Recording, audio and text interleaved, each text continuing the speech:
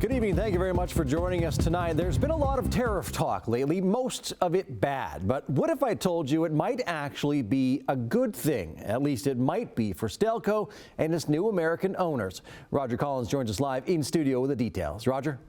That's right, Adam. In an earnings call with its investors last week, the CEO of Stelco's parent company said they not only appreciate Trump's 25% tariffs, but thanked his administration for having the courage to implement them. Take a listen.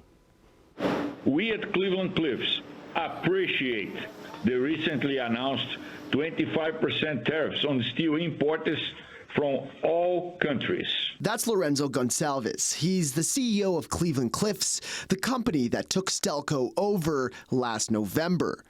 These tariffs are critical to addressing the problem, and we thank the Trump administration to have the courage to implement these tariffs. Speaking to a market that's been flooded with cheap steel. The steel industry has been dealing with unfair competition from foreign producers for decades. But with business on both sides of the border, it might be confusing why he would want tariffs.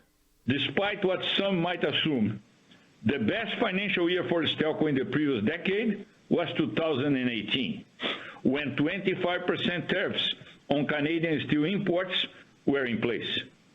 At that time, we were just coming out of bankruptcy, and you know, like Alan Cutstenbaum took the company over. So if we had any layoffs at the time, they were minimal. So at the time, that was the best year they had. So a little misleading because a couple years later, in 21 and 22.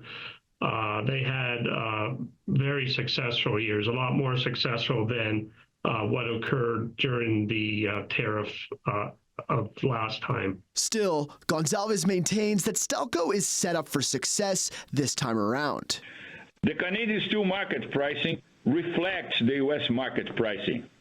So any resulting rise in pricing will flow directly to Stelco as well. And while perhaps true, this round of tariffs is nothing like those Trump implemented in his first term. That's a good point. It is going to be a lot more difficult because, I mean, the tariffs that were supposed to go on last week, they did get a 30-day pause, but you're right that there's going to be tariffs on steel and aluminum on the 12th of March. And it will be more difficult because it's going to be 50% on steel if they stack them.